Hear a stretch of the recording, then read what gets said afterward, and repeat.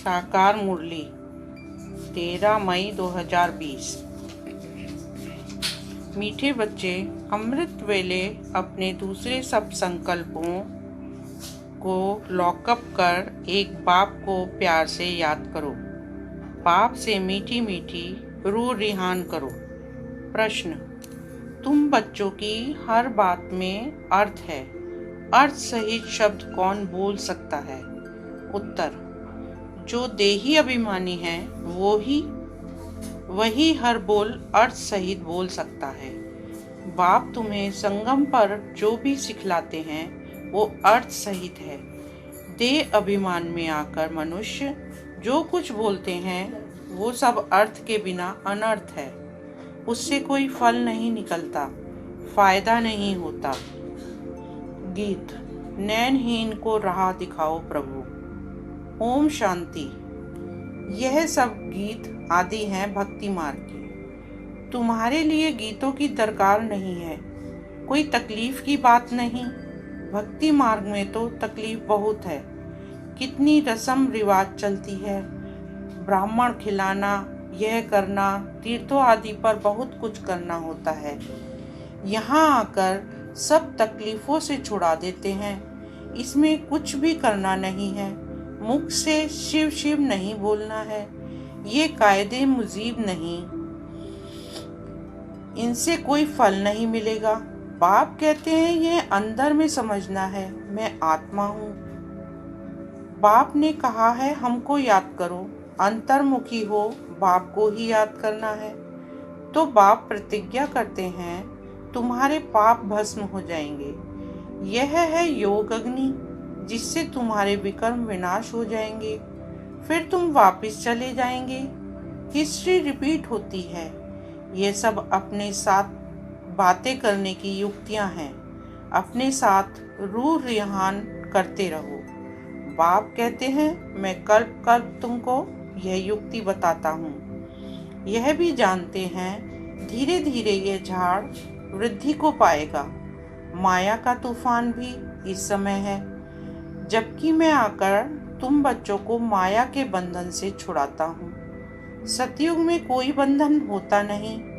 यह पुरुषोत्तम युग भी अभी तुमको अर्थ सहित बुद्धि में है। यहाँ हर बात अर्थ सहित ही है।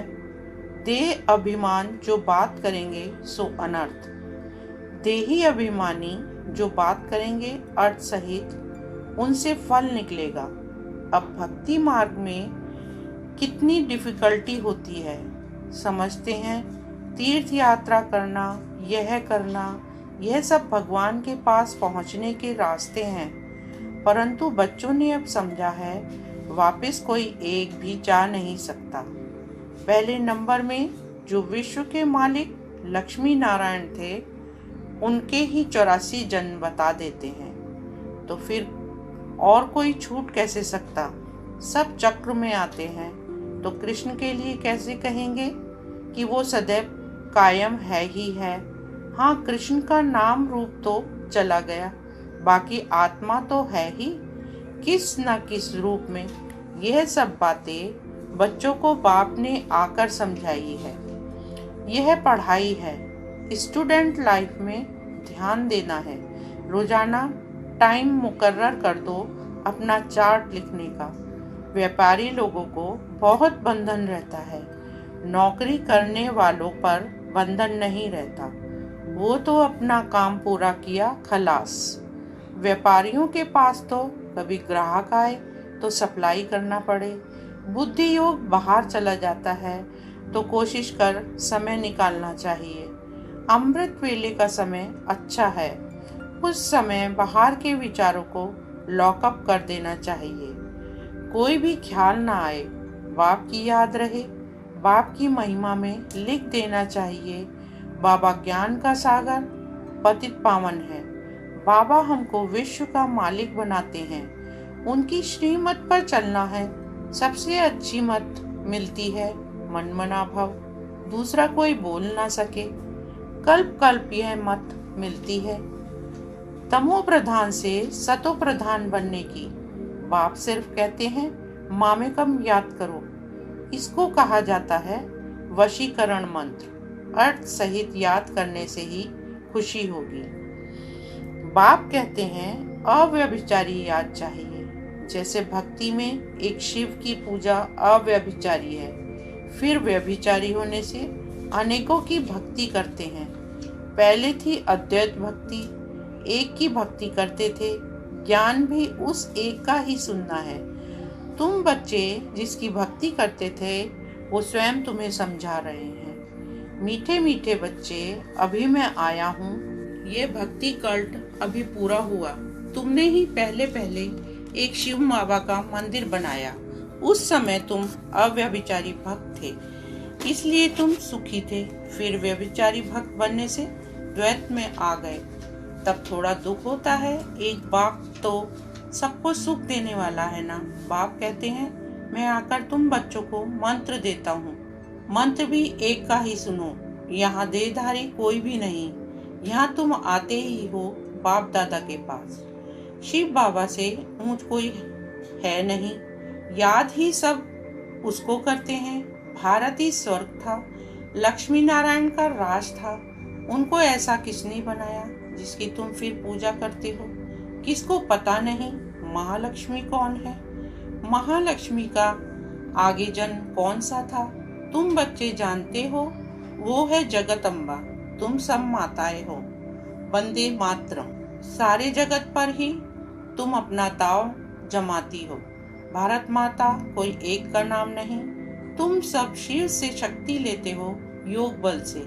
शक्ति लेने में आया इंटरफेयर करती हैं। युद्ध में कोई अंगूरी लगाते हैं तो कोई तो बहादुर तो लड़ना चाहिए। ऐसे नहीं कोई ने अंगूरी लगाई और तुम फंस पड़ो। यह है ही माया की युद्ध। बाकी कोई कौरव और पांडवों की युद्ध है नहीं। उनकी तो आपस में युद्ध है। मनुष्य जब लड़ते हैं तो एक दो गज जमीन के लिए गला काट देते हैं। बाप आकर समझाते हैं ये सब ड्रामा बना हुआ है।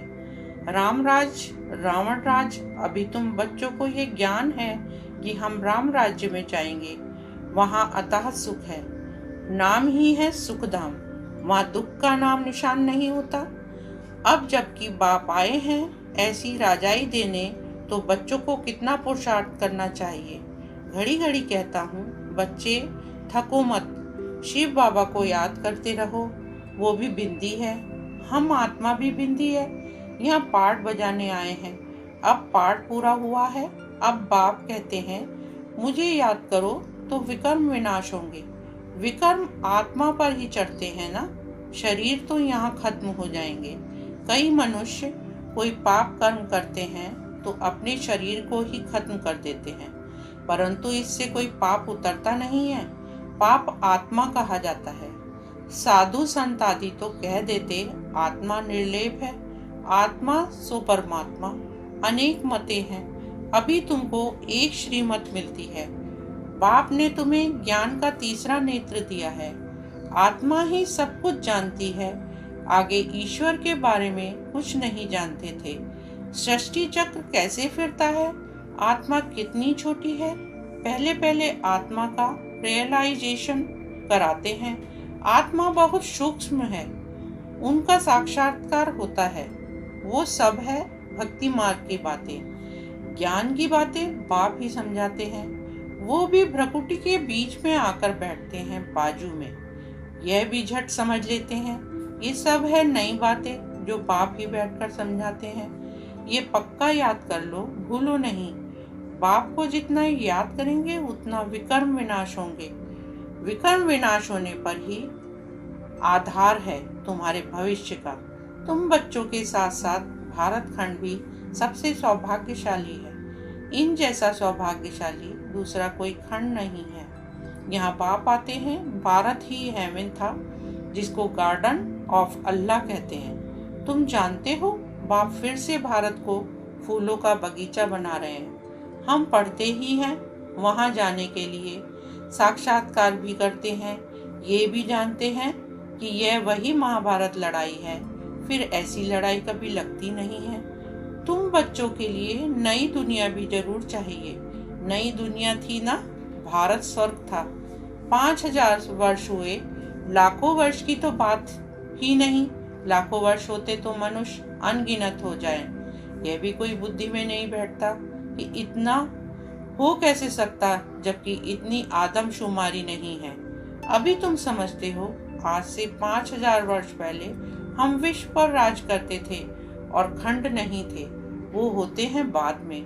तुम बच्चों की बुद्धि में ये सब बातें हैं और किसकी बुद्धि में बिल्कुल नहीं है। थोड़ा भी इशारा दो तो समझ जाएं, बात तो बराबर है। हमारे पहले जरूर कोई धर्म था।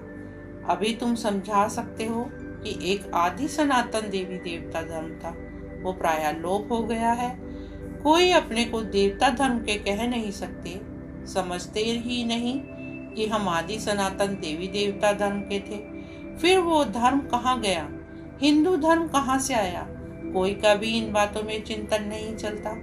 तुम बच्चे समझा सकते हो, बाप तो है ज्ञान का सागर, ज्ञान की अथॉरिटी, तो जरूर आकर ज्ञान सुनाया होगा। ज्ञान से ही सद्गति होती है, इसमें प्रेरणा की बात नहीं। बाप कहते हैं जैसे अब आए हैं वैसे कल्प कल्प आता हूँ, कल्प बाद ही आकर फिर सब बच्चों से मिलेंगे। तुम भी ऐसे चक्र लगाते हो, राज्य लेते हो फिर गंवाते हो। यह बेहद का नाटक है।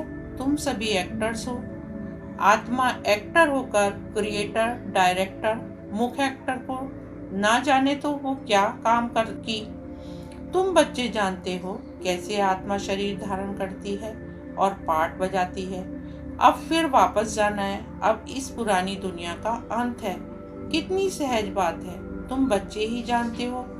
बाप कैसे गुप्त बैठे हैं। गोदरी में करतार देखा, अब देखा कहे या जाना कहे, बात एक ही है।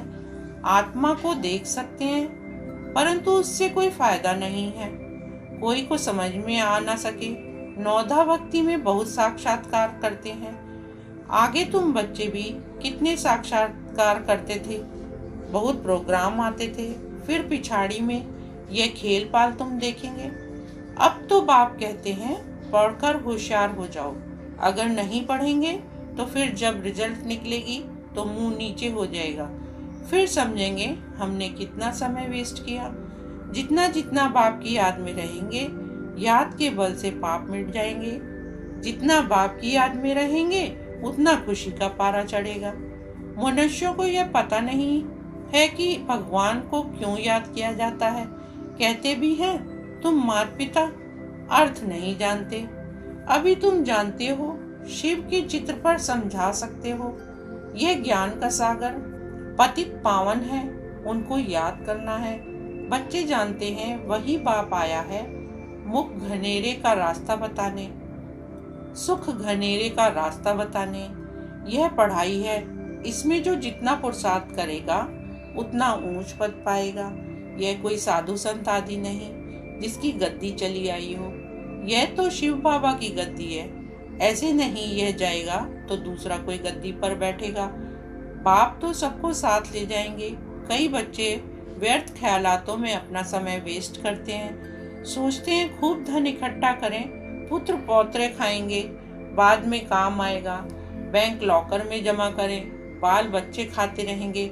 परंतु किसको भी गवर्नमेंट छोड़ेगी नहीं, इसलिए उसका जास्ती ख्याल न कर अपनी भविष्य कमाई में लग जाना चाहिए। अब बच्चों को पुरुषार्थ करना है, ऐसे नहीं कि ड्रामा में होगा तो करेंगे। पुरुषार्थ बगैर खाना भी नहीं मिलता। परंतु किसकी तकदीर में नहीं है तो फिर ऐसे ऐसे ख्याल आ जाते हैं। तकदीर में ही नहीं है तो फिर ईश्वरीय तकदीर में क्या करेंगे। जिनकी तकदीर में है वो अच्छी रीति धारण करते और कराते हैं। बाप तुम्हारा टीचर भी है, गुरु भी है, तो उनको याद करना चाहिए। सबसे प्रिय बाप टीचर और गुरु ही होते हैं, उनको तो याद करना चाहिए। बाबा युक्तियाँ तो बहुत बतलाते हैं। तुम साधु संत आदि को भी निमंत्रण दे सकते हो। अच्छा, मीठे मीठे सिकीलते बच्चों प्रति माता पिता बाप दादा का याद प्यार और गुड मॉर्निंग। रूहानी बाप की रूहानी बच्चों को नमस्ते। रूहानी बच्चों की रूहानी बाप को नमस्ते। धारणा। फर्स्ट पॉइंट, पुरुषार्थ कर अपनी भविष्य कमाई में लग जाना है। ड्रामा में होगा तो कर लेंगे, यह कहकर पुरुषार्थहीन नहीं बनना है। सेकंड पॉइंट, सारा दिन में जो भी पाप होते हैं या किसी को दुख देते हैं तो नोट करना है। सच्चाई से बाप को सुनाना है। साफ दिल से बन एक बाप की याद से सब हिसाब चुकतू करने हैं। वरदान, हर संकल्प व कर्म को श्रेष्ठ और सफल बनाने वाले ज्ञान स्वरूप समझदार भव। सार, जो ज्ञान स्वरूप समझदार बनकर कोई भी संकल्प व कर्म करते हैं वे सफलता मूर्त बनते हैं। इसी का यादगार भक्ति मार्ग में कार्य प्रारंभ करते समय स्वास्तिका निकालते हैं व गणेश को नमन करते हैं। ये स्वास्तिका स्वस्थिति में स्थित होने और गणेश नॉलेजफुल स्थिति का सूचक है। आप बच्चे जब स्वयं नॉलेजफुल बन हर संकल्प व कर्म करते हो तो सहज सफलता का अनुभव होता है। स्लोगन, ब्राह्मण जीवन की विशेषता है खुशी, इसलिए खुशी का दान करते चलो। ओम शांति।